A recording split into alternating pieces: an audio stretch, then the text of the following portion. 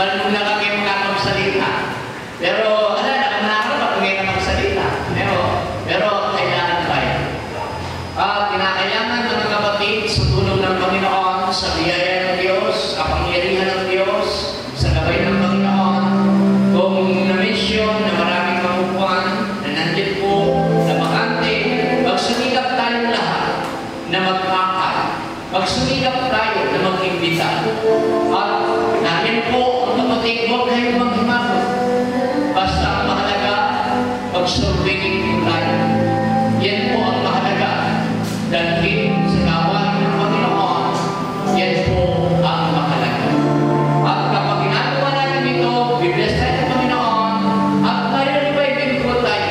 Marirevive po tayo. Tayo mismo, mararanasan natin ang ibang kalakasan, ang kapangyarihan, ang Espiritu ng ating mahal na Panginoon. Kaya yung mga kaloob ninyo na ipinagkatiwala ng Diyos, ito po ay gamitin ko din. Yung buong ng kaloob at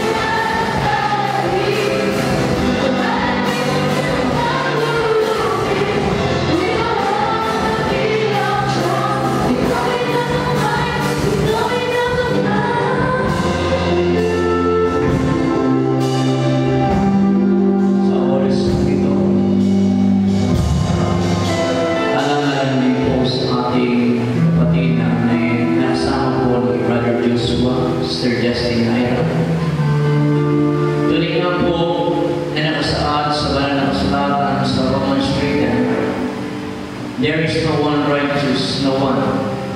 Wala daw pong isang matwid. Lahat tayo po ay makasalanan. At ang kabayaran ng kasalanan ay kamatayan, subalit ang kaloob ng ating Panginoon Jesucristo ay buhay na walang hanggan.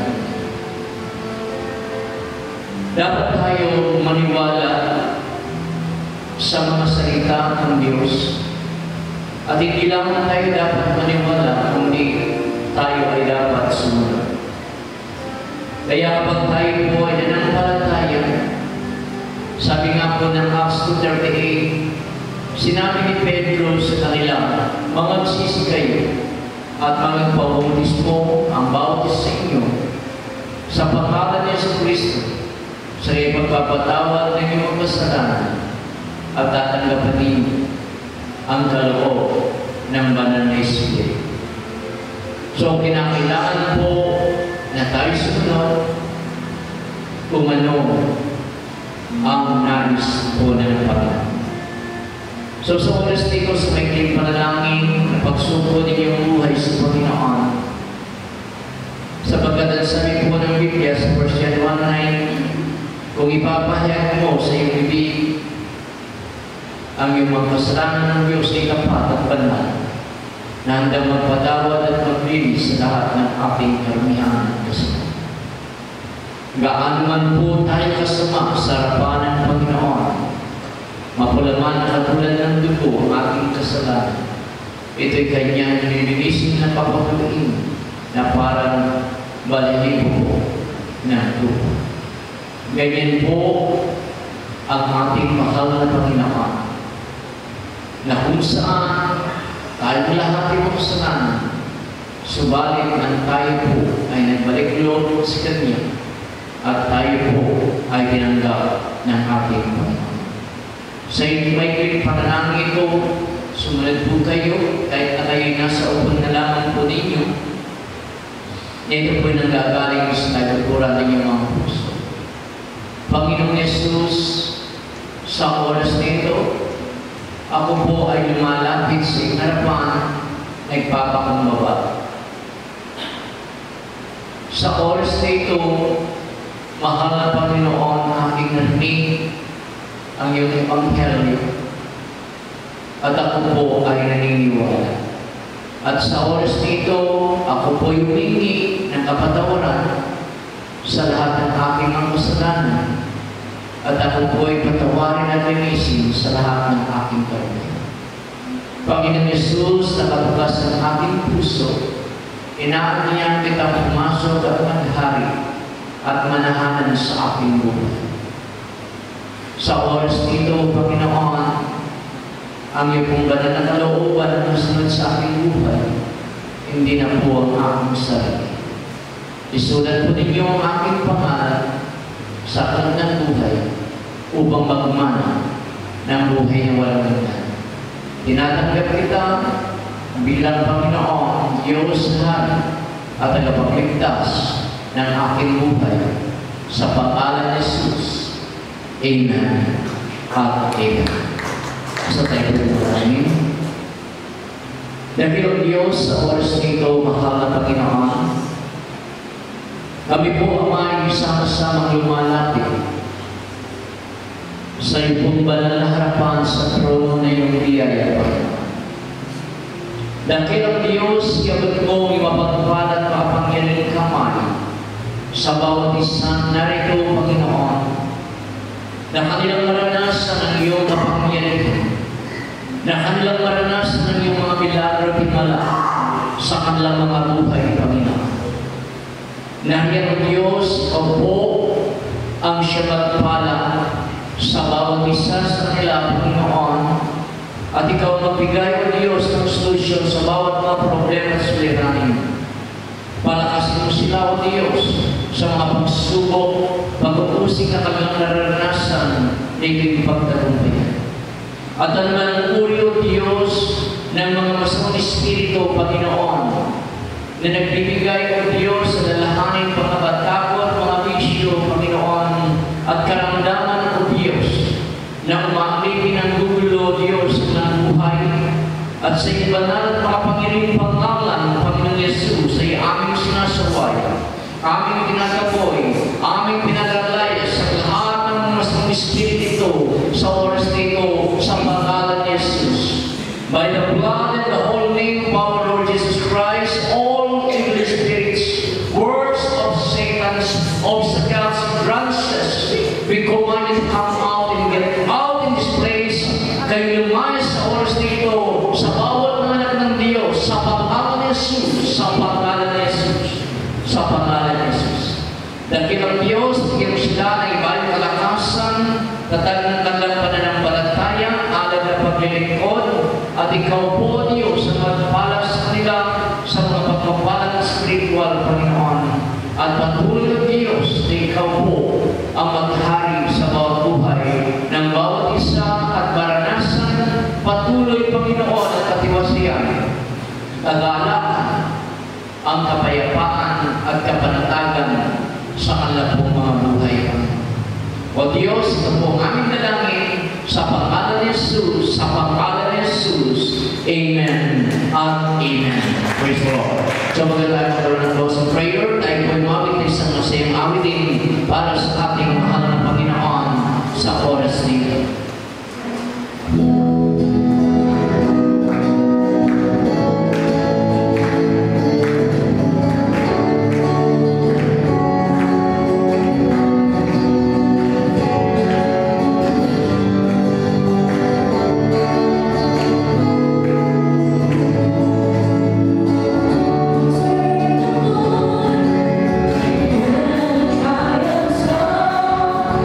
Against every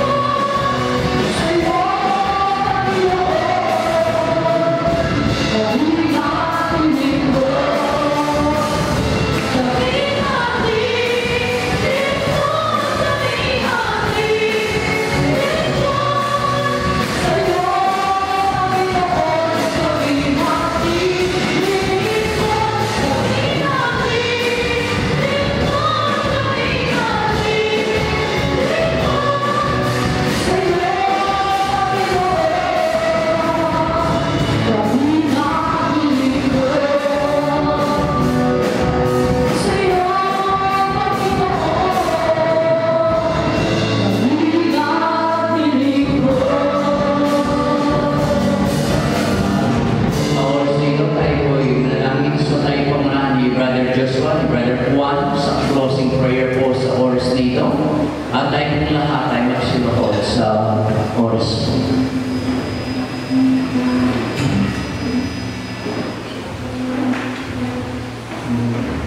Panginoon Jesus, patuloy ka namin pinupuri, malangkas,